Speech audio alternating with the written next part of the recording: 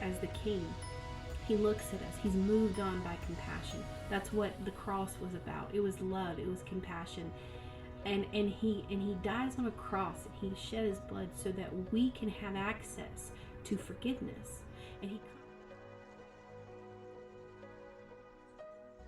today I want to highlight anger, which is the second stage of grief, and it is something that I talked a lot about in that original video, that the overview of the 5 stages of grief. So if you want to go back and look at that, there's a lot of really good details that I had in that video. The reason why forgiveness is the key to anger is because when we're angry because we're not getting something that we want, whether it be physical, emotional, whatever is the specific thing that we're wanting and we're not getting. We get angry when things don't happen the way we want them to happen. We get mad and we respond because we're looking for something that we're not getting.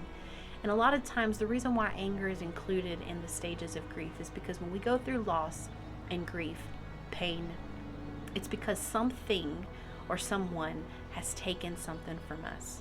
Whether it be death, whether it be poverty, whether it be coronavirus, whether it be a person, whatever it is, something has taken from us.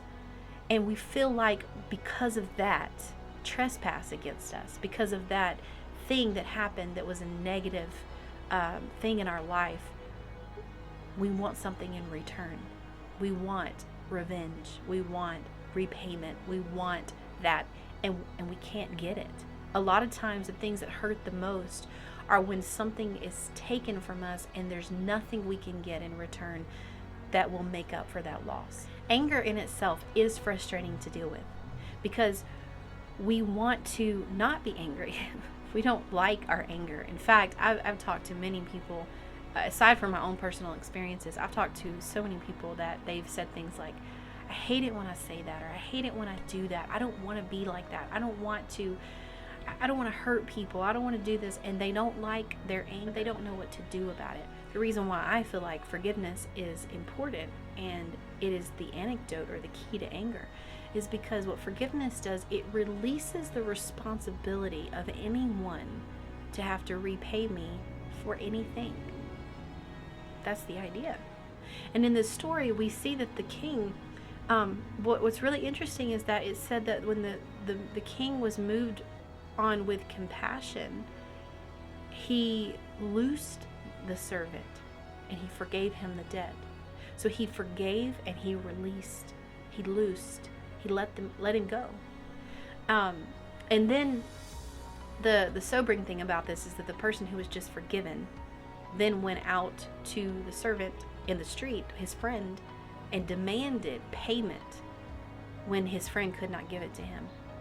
And as a result, he went back into the king's chambers, and the king, not only did the king put the debt back on him that he owed, but he no longer had access to that forgiveness. And Jesus said, it's the same with you. And the reality is that he is the king. He's the one that we come into his chambers, and sin is demanding a debt that we cannot pay.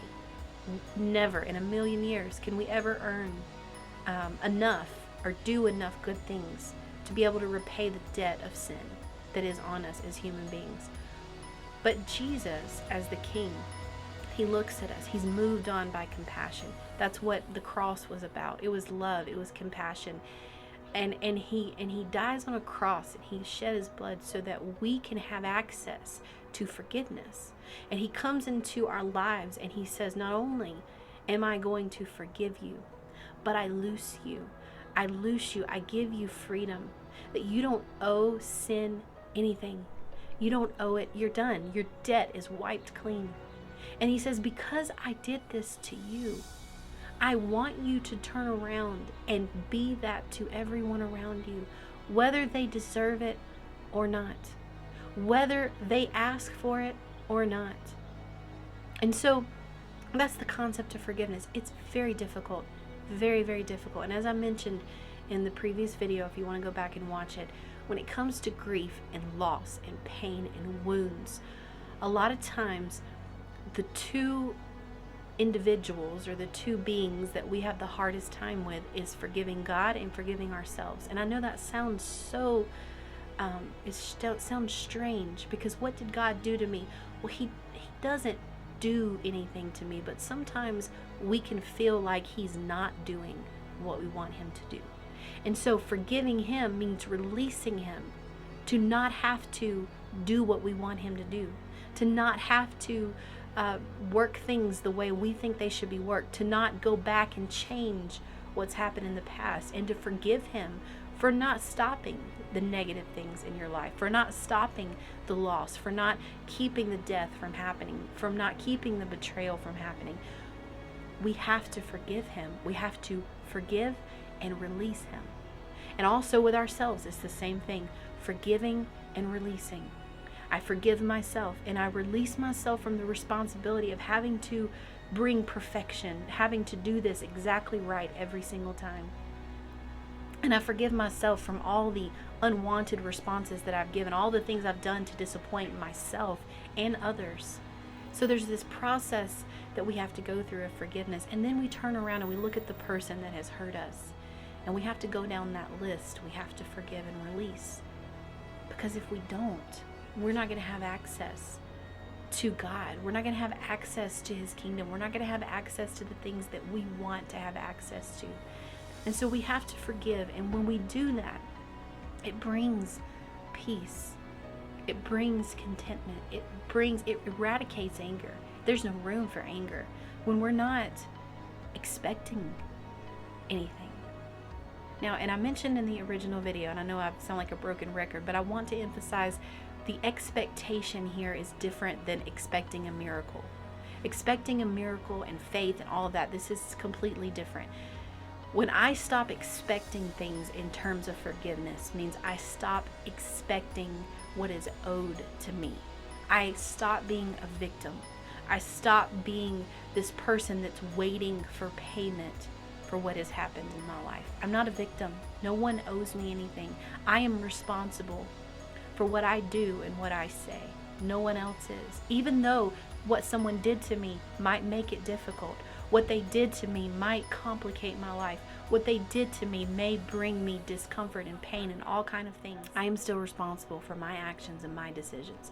So what forgiveness does is it releases not only the people that I'm forgiving, but it releases myself, releases me to be able to move on from this stage into the next. And what I will say is that the solution to denial, we talked about in the denial video, is connection, time, and expression. Those things pave the way for me to be able to forgive. It kind of sets the stage, or it breaks up some of the hardness in my heart, and it connects me to God. So then I am able to have the strength, because it takes a supernatural strength to look at someone, even figuratively, to look at them and know that they hurt you, and know that what they did damaged you, and be able to say, I forgive and release you. You don't owe me anything.